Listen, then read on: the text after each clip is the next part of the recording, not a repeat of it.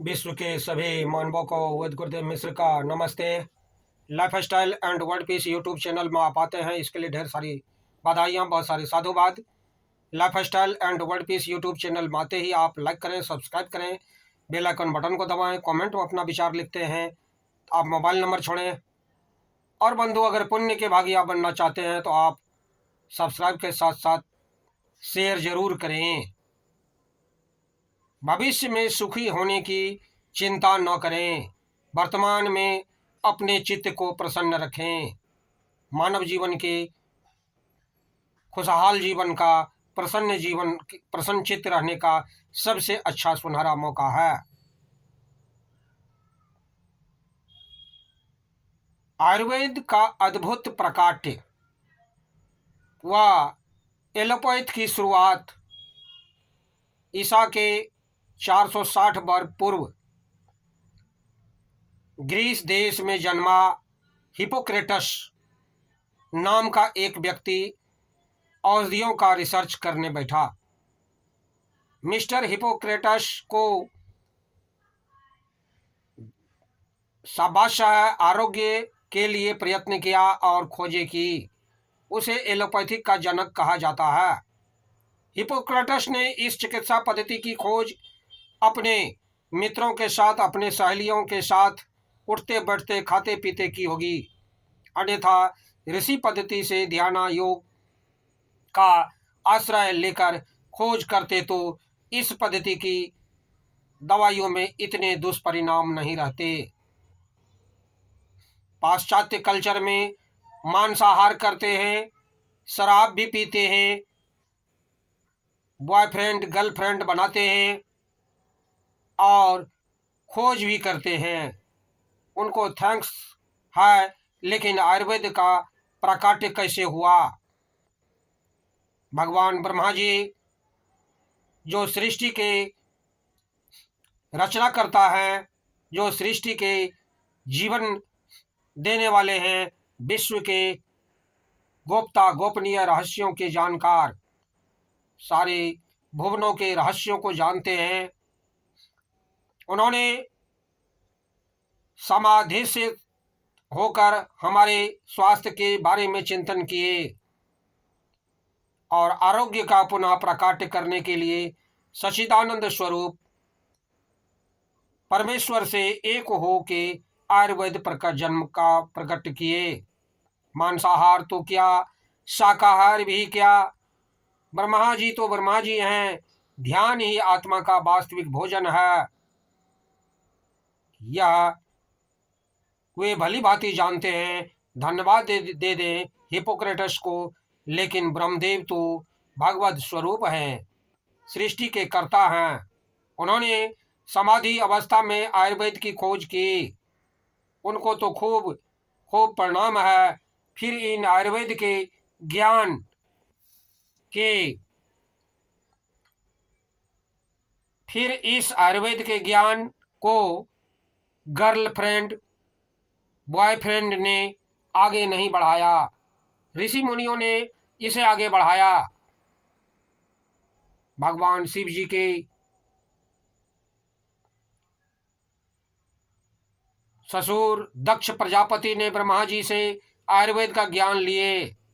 ये उस आयुर्वेद के ज्ञान को अश्वनी, वैद अश्वनी और वैद कुमार, जो एकदम संयमी, सदाचारी, बुद्धिमान, ग्रहण शक्ति के धनी, ब्रह्मचर्य व्रत में पक्के थे, विषय विकारों से बचे हुए थे, उन्होंने झेला।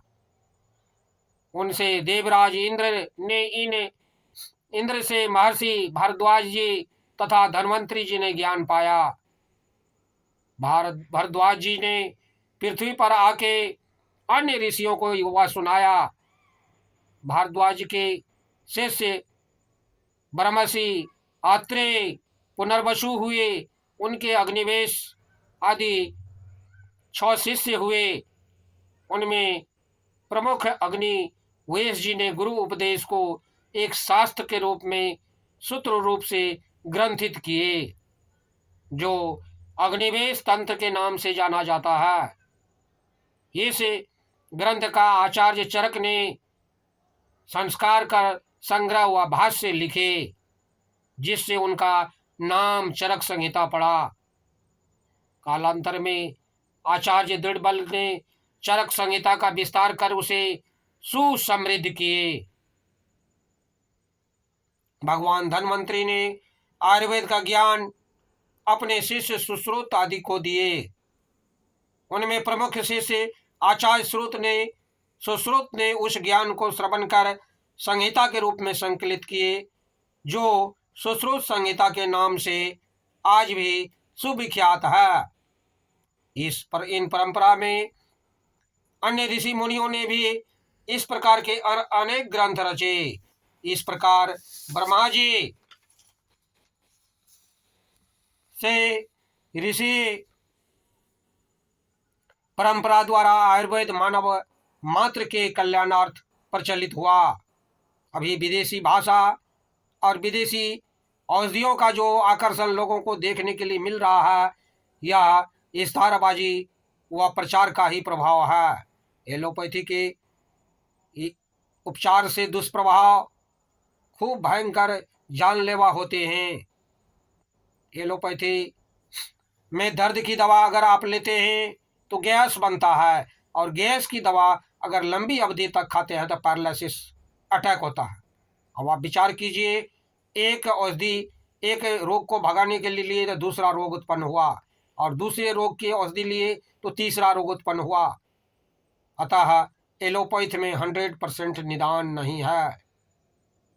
अगर आप 100% जानलेवा बीमारियों का निदान चाहते हैं तो आप आयुर्वेद अपनाएं, और आयुर्वेद को अपना करके आप 120 साल तक अपनी जवानी कायम रख सकते हैं। इसीलिए श्री कृष्ण ने गीता में कहा, योग कर्मसु कौशलम, कार्य कुशलता के संपादन को योग कहते हैं।